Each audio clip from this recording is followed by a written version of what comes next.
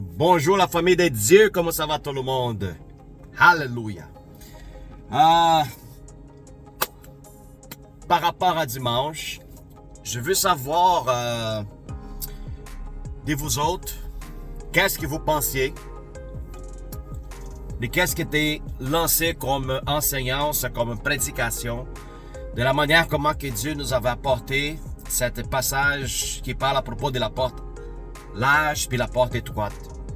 Je sais que les dimanches, je n'ai pas beaucoup de temps de en parler à propos de ça. On pourrait même parler peut-être à propos de ce sujet les vendredis, les cafés chrétiens.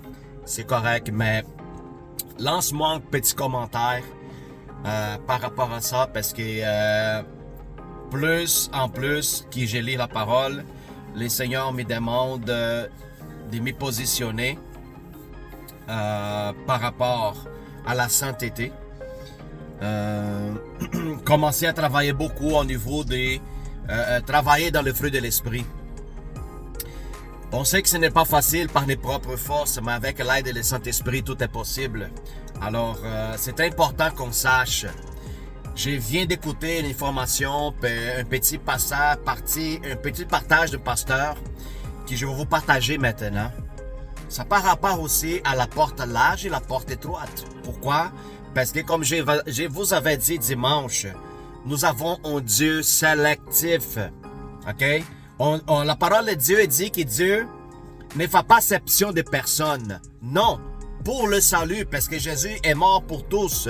Mais une fois que nous sommes insérés dans le royaume, dans la famille de Christ, est nécessaire qu'une transformation soit faite. Alors, cette transformation, elle est faite et le Seigneur sélectionne, OK, les gens. Parce que comme l'a dit, plusieurs, ils vont m'appeler Seigneur, Seigneur, mais ne sont pas de mon troupeau. Alors, plusieurs, ils vont venir vers lui, frapper la porte et dire, nous avons pas fait plusieurs choses à ton nom. Jésus va les dire, j'ai jamais vous avez connu. C'est pour ça que cette sélection, elle premièrement vient à travers du fruit spirituel, qui c'est la transformation de l'homme intérieur. Alors, le petit partage que le pasteur m'a fait, c'est qu'est-ce qui définit la construction d'une maison? Ce n'est pas le matériel qui est utilisé là-dessus. Alors, si tu veux bâtir une maison, puis tu mets une fondation cheap, tu mets de la brique cheap, si tu mets du bois cheap, de gyproc cheap, de la peinture cheap. Alors, dites-moi qu'est-ce que vous allez avoir comme résultat. OK? Même qui, une fois fini de construire, les gens vont voir et dire, waouh, quelle belle maison. L'apparence au début est merveilleuse, mais avec le temps, elle va se détruire et ne va pas perdurer longtemps parce que à partir de la fondation, les structures est cheap. Alors, c'est une maison qui va pas résister à les changements, les changements pourraient comparer à les épreuves, à la difficulté de la vie, au temps.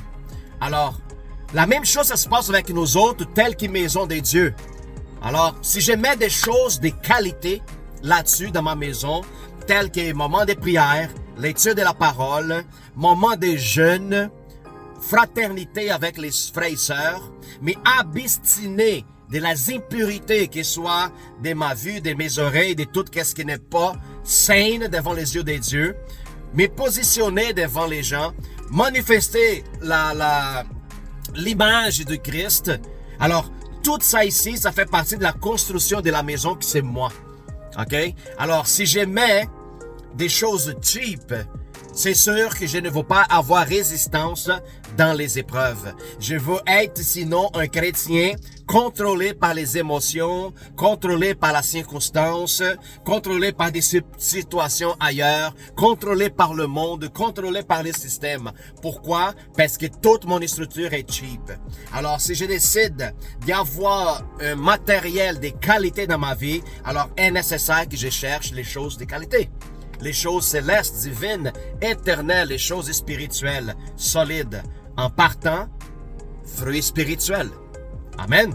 Alors tout ça, c'est par rapport avec la porte large, où ce que plusieurs vont vouloir entrer parce que les autres n'ont pas de compromis. Par contre, ceux qui veulent compromis, ils vont sûrement faire tout le possible pour rentrer dans la porte étroite. Coûte, qu'est-ce que ça coûte? Alors, c'est ça le message que je vous transmette. Que Dieu vous bénisse. au nom de Jésus, puis n'oubliez pas de laisser un petit commentaire. Sois bénis, frères et sœurs. Je vous aime.